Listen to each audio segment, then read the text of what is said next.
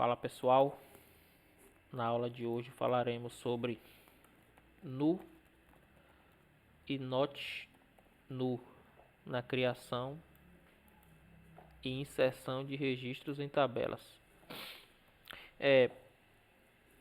Quando a gente define a criação da nossa tabela e quais colunas essa tabela vai ter, por exemplo, create table pessoas, vamos dizer que essa pessoa ela vai ter um ID inteiro, primary key, né?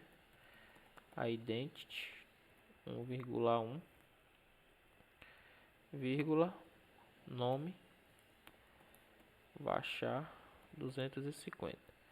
Quando eu crio a minha tabela dessa forma, em momento algum eu especifiquei alguma regra para o meu SQL dizendo que esses campos eles vão ser obrigatórios ou não.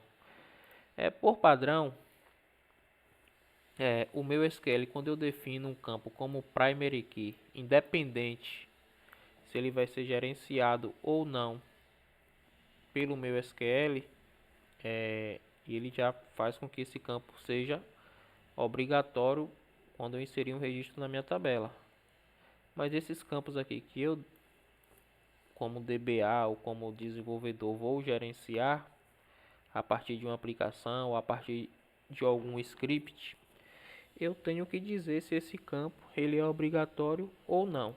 E para a gente definir se esse campo é obrigatório ou não, nós utilizamos aqui as palavras-chave do SQL nu ou not nu.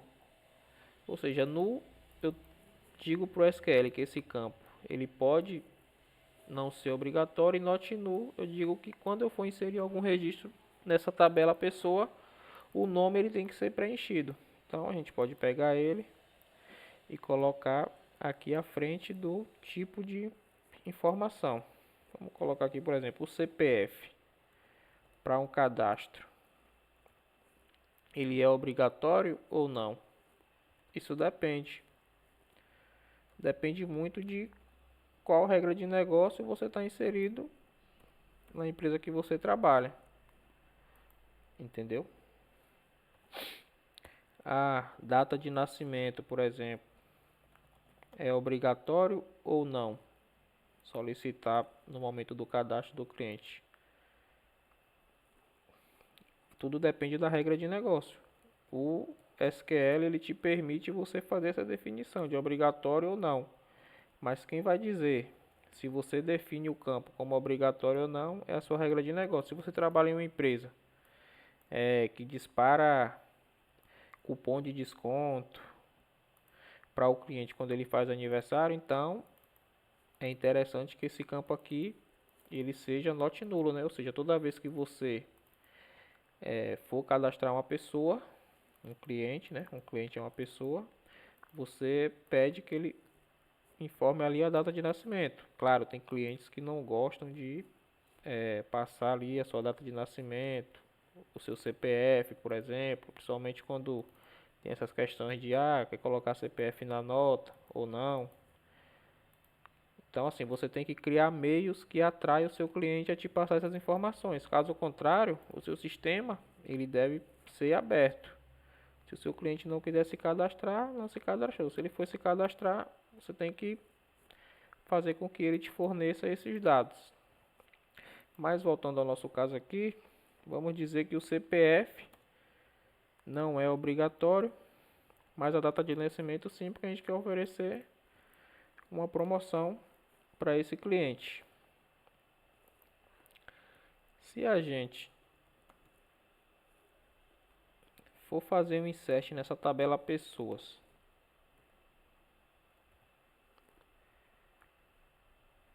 passando apenas o CPF, por exemplo, e não passar o nome, não sei que o CPF é qualquer coisa aqui. Veja que o SQL ele já vai te dizer que você está violando uma regra que você definiu. Ele está dizendo, não foi possível inserir o valor nu na coluna nome. Por quê? Porque você definiu na criação da tabela que esse campo ele é obrigatório. entendeu? Então, basicamente é isso que esses campos, que essas duas constraints aqui do SQL faz, né? Eu ainda vou falar um pouco sobre constraints, o que é, quais os tipos em aulas posteriores. Mas isso aqui é conhecido como constraints, que a gente adiciona em nossas colunas das tabelas que a gente está criando. Então, se eu vier aqui passar o nome,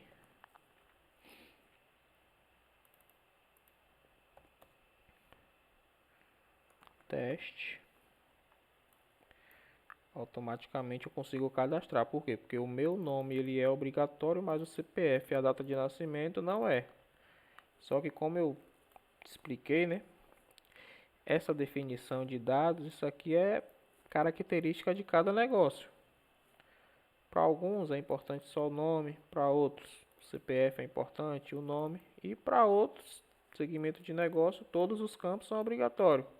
Por exemplo, para emitir uma nota fiscal, eu tenho que ter um nome, tenho que ter um CPF. A data de nascimento é irrelevante, entendeu? Mas para ofertar uma promoção de desconto no dia que o cara faz aniversário, eu tenho que saber qual é a data de nascimento. Então essa aula aqui foi para explicar um pouco sobre obrigatoriedade do preenchimento de alguns campos e nos vemos na próxima aula.